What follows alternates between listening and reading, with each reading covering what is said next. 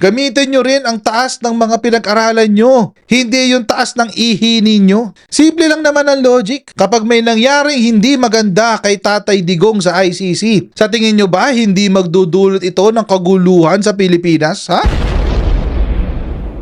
How? I know it sounds insensitive, mga kababayan. Pero, I mean, pakita nyo muna sa amin yung katawan niyang deads.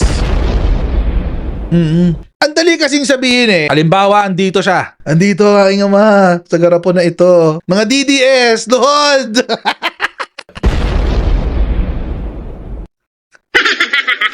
Ang taong bayan, masyadong busy para sa ganyan. Para magkagulo, para maigulo. Napakaraming problema ng isang ordinaryong Pilipino para bigyan pa ng panahon yung sinasabi niyong pagkakagulo kung mategi man si Rodrigo Duterte sa ICC. Wala kaming panahon dyan.